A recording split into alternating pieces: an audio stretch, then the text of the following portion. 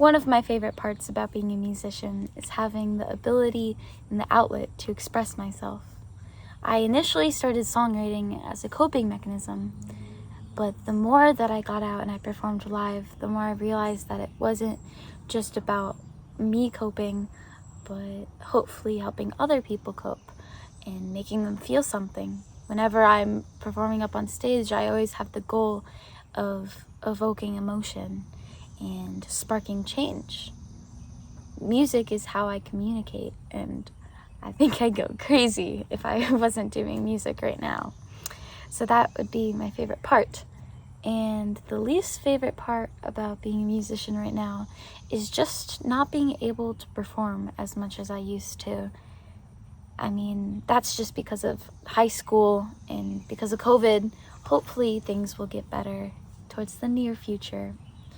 But that's what I live off of. That's what I thrive off of, is knowing that my music is out there, and it's also my way of kind of owning up to who I am and my inner self. It's very raw and emotional whenever I get up and I perform music, but it's my way of sharing who I am with the world.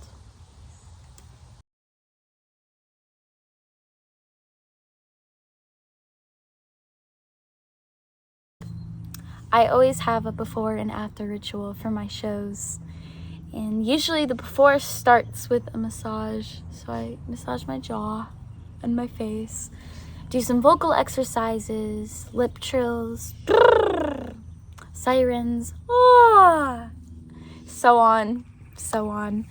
I'll stretch my body sometimes just to feel physically ready and at home on stage in my environment.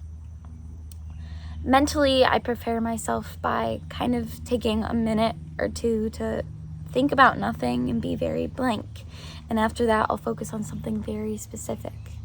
And if I'm playing with other people in a band, I usually like to kind of be with them too, and for us to share our intent for the show. And it could be very simple, like, I want to spread love, or I want everyone to feel happy or relieved after the show. Or it could be very specific to almost every single song, or what seats in the audience I'm going to look at and direct these thoughts at.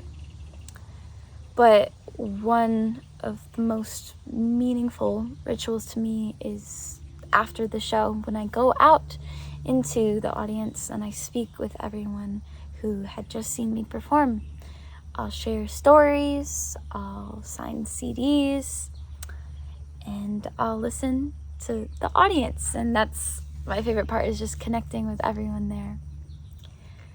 And then after that, I get pretty depleted emotionally. I'm pouring out my emotions all night, and I'm belting out. And so after I get home, I'm off to bed. There's no exception. I'm off to bed.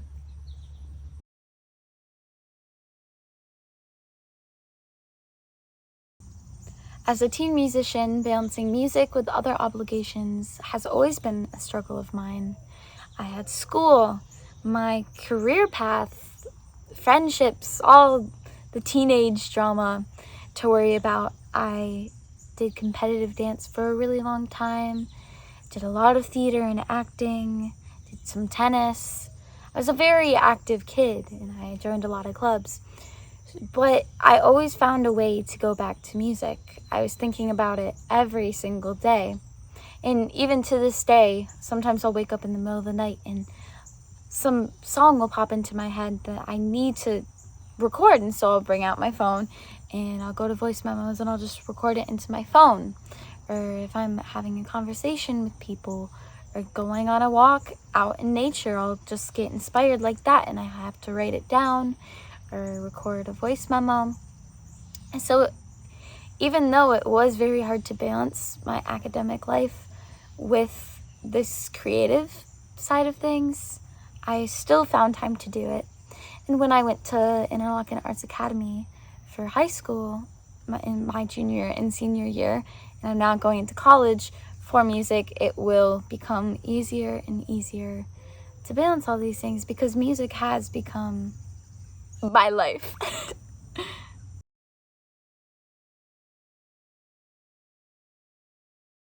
One quality that I believe makes me a better musician and artist personally is that I'm a very emotional person, and that's not a bad thing. Dare I say, a bit dramatic. But I enjoy it because it makes me a better songwriter. I have a lot of songwriting material. Every little event kind of touches me in some way. Every person I meet touches me in some way. I like to see all the beauty in something and all the darkness at the same time. I think I'm an appreciator of the world and the people, and I like to observe and view things, and I use my songwriting as a way to tell those stories and the things I observe. I think my emotional side also comes through every time I perform a song or one of my own songs. And so when I'm on stage, I'm reliving that same emotion that I had when I wrote the song. And so it can really take me back to that place when I'm in a performance setting, making me, I guess, be more believable to the audience, because it is my reality. I'm singing with the rawest emotion I can because I'm in that same moment as when I wrote the piece.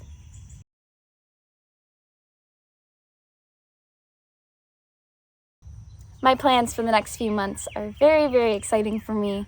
I recently finished recording all the songs that will be on my new album, Big Step, and that will hopefully be released in the upcoming months. I will also be attending the University of Southern California in LA to focus on my studies of music. So there will be a lot of songwriting and creating and meeting other musicians, hopefully collaborating with them. My major there will be popular music performance with an emphasis in songwriting, and my minor will be music business. So I'll also be getting more of the business side of things, which is always nice. I will definitely be updating my social media and posting a lot more on there in the upcoming months, so I can still stay in contact with my Michigan family.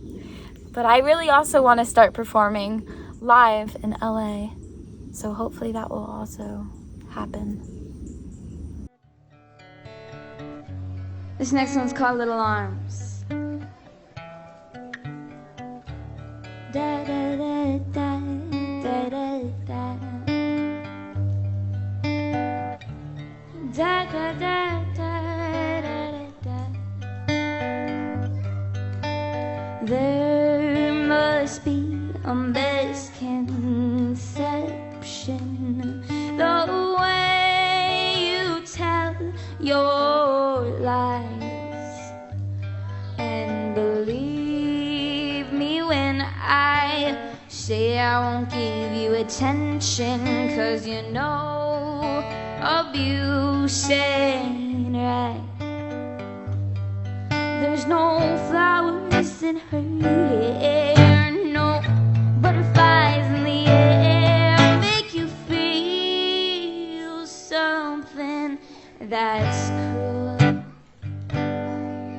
Take all that I am, take all that I have, but it still won't be enough for you.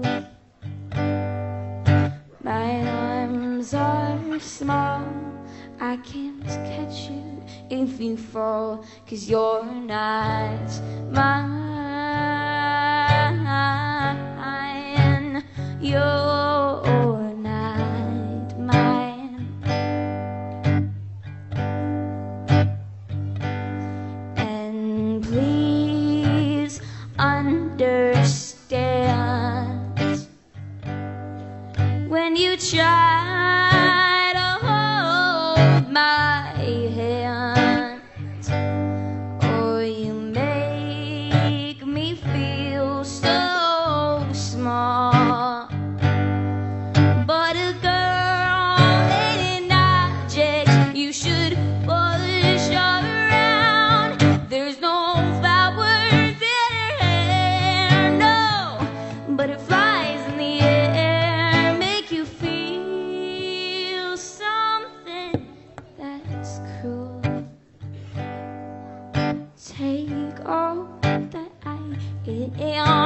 take all that I have, but it still won't be enough for you. My arms are small, I can't catch you if you fall, 'cause you're not mine.